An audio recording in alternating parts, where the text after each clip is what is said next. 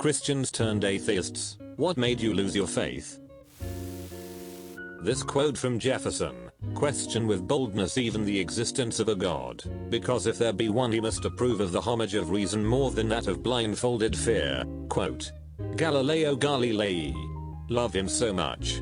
He said when science and scripture disagree, it can only mean we've misinterpreted scripture. Unfortunately, the church had already declared itself and the Pope perfect, so nope, can't do that. Which is why irrational thinking and counterproductive movements has to be called out. Luckily atheism or reasonable beliefs slowly but surely are growing all around the world. I've been religious my whole life but I've always been a big believer in stay in your lane religion. It's moral compass that helps you live a good life that betters society, not a textbook. I was in a hard time for me and I started praying, attending Catholic activities and doing lots of other things like these. I wasn't feeling better. Years after I gave up doing these things and started taking care of me by myself and now I'm happy. So the faith gradually went away. I'm not fully an atheist though, I may be an agnostic but I'm not sure. Similar-ish here. I was raised in the church, told to pray and all that. When I was little, I would pray, but nothing came of it, so I stopped. Nothing changed. When I was a bit older, my parents and I stopped going to church because we got a priest they didn't like. The church population as a whole dropped cause of this guy. But those were the best times since I now had weekends all to myself, no sitting in a stuffy building, etc. So I was happier that I wasn't having to do things I didn't enjoy, but besides that, nothing changed. Once we started going back, it was harder for me to sit there because I had tasted freedom. I started looking at it more objectively and just came to the conclusion none of it makes sense. This is doing nothing good for me mentally, and I feel like I am wasting time. So now that I've moved out and have not been to church in a long while, I feel fine. There has been no consequences to not going to church, only benefits. I'm a good person, I help where I can, etc. I don't need religion for that. But if that sends me to hell, I'm convinced then hell is the more fun place to be anyway. So whatever.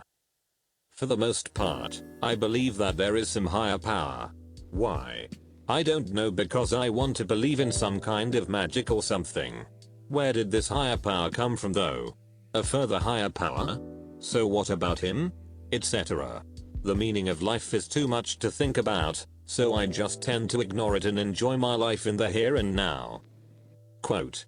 One thing that gets me about atheism is the easy dismissal of the chance of the universe coming together in the complex way that it has.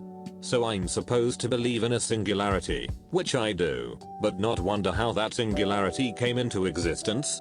I don't see how you can believe in something that profound just existing while instantly dismissing any possible higher force that existed before at the same time. Short answer, grew up Southern Baptist. When I started getting to the age where I could think critically about things, I just started noticing some inconsistencies. Specifically, I was told that people who believed in other religions would go to hell because they followed the wrong religion. What? When religion is based a lot on where you are born, I just could not truly believe that people would be sent to hell for being born in the wrong country. Keywords: thinking critically. Christians hate those who can think critically. This is one of the main reasons I'm wanting to pull myself and my young son out of church. They are constantly preaching hate to everyone who doesn't believe exactly what they believe, and telling my son weird shit like Jesus heals all wounds, like literally he will heal the cut on your hand. No, your body will heal that cut because the human body is an amazing thing. It's like they don't believe in science. It's fucking weird. And I would really hate for my son to grow up and end up being gay or bi and have everyone around him, excluding me, I will love him no matter what, that he's sinning or going to hell or whatever if he doesn't love a woman. I do not want hate shoved down his throat at such a young age. It's wrong. You can still believe in God and be a good person and make morally right choices in life, etc., without getting into religion, which is run by shitty people, and preaching hate on other people because they live differently than some preacher deems right by God. If you believe in God, he will be the one to judge you. People are not to be the ones doing the judging. And another random side note, My mother was concerned because I'm starting to do a little yoga, because apparently that's a religion and if you're not meditating on God that's not right. Like what the fuck? It's a good form of exercise and I wanna be limber? How is that unholy? I'm not meditating on anything besides how my body feels while I'm trying to do these impossible stretches. Sorry, kinda went off on a rant, but I do really hate that Christians can't seem to think critically or scientifically, and if you don't blindly follow the Bible and you question things then you're automatically a bad person whom the devil is corrupting. Please see Bobby Bush's mama. While this is true for many sects, it's not true for all Christianity across the board. My wife is Christian, Episcopalian, and thinks very deeply and critically about her beliefs, religion and values. I have a close friend who's Catholic and does the same. Both of them are very into philosophy and studying religions outside their own. Going to Catholic school did it for me. They were teaching us things that contradicted what they had taught the year before and you couldn't really ask questions. If you did, the theology teacher would yell about that's what faith is for. Don't question the Bible. What really made me disgusted was that the teachers were adamant that suicide sends your soul straight to hell because you took the life of one of God's creatures. A schoolmate had a father who took his life and the way they handled it was horrible and basically made mental health issues a nothing burger. 3 years after the above incident my brother took his own life and these arsehole teachers had the audacity to show up to the visitation to pay their respects. I had to walk away so I wasn't rude. My friend is married to a devout Catholic and he's against meds too. She suffers really badly from anxiety and her needing medication is a source of trouble between them. She considers taking them behind his back but is afraid that would create even more strife if he found out. And I keep asking her, so if you become diabetic you can't take insulin? Because to me mental health is the same concept. Your body can't regulate hormones. You need outside help. And, honestly, I don't think a loving God would condemn a person for trying to prevent suicide or murder just because a church told you drugs are bad. Been getting a lot of responses from Catholics saying this isn't a teaching of their church. So I'm now fully aware it's just her husband's viewpoint or something his particular church teaches. That sounds less like a religion issue and more like a control issue. You are not wrong. They're only 2 years into their marriage and she's jumped through a lot of hoops to keep him happy. He's a super great guy, but has a lot of high standards in my whole opinion. I keep telling my husband I'm worried that once the newness of the marriage wears off she'll start resenting him. I'm realizing now how badly I did this and thought I'd clarify because I severely screwed my answer up. What I meant to say was, she's had to jump through a lot of hoops through the church to keep him happy. As in, he wants their marriage recognized by the church and in order for that to happen she's had to get her first marriage annulled and a few other things I'm not entirely certain about. The church did it for me. When I started to understand that it was a business. For profit and for power and for influence. When it started to become political. The final straw was when I started to see how much hypocrisy there is, by way of prejudice and hate.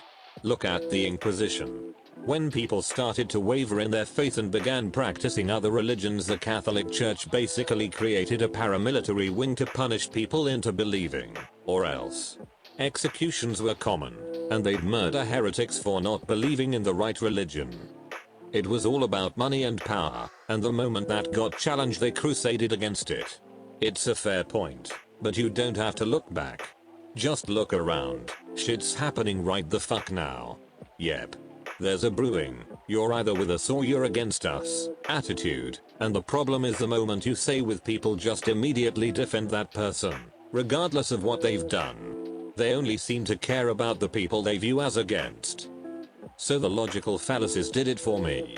Went to a Catholic university and studied theology, ethics, and history. That was enough for me.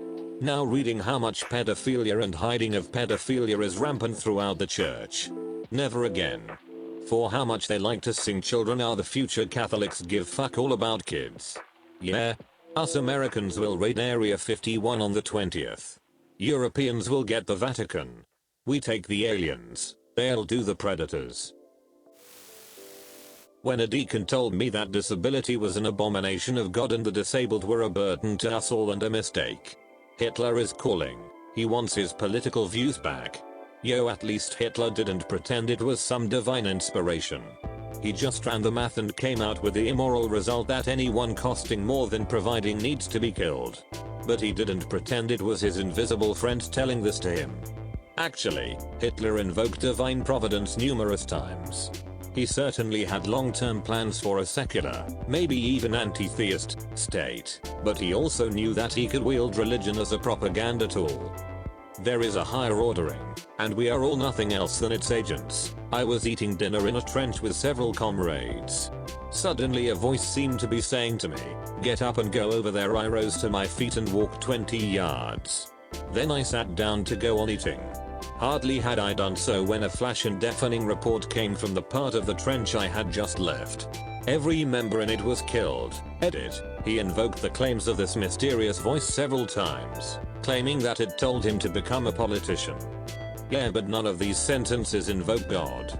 He didn't take his inspiration from the Bible, which he greatly despised actually for being Jewish-inspired humanitarianism.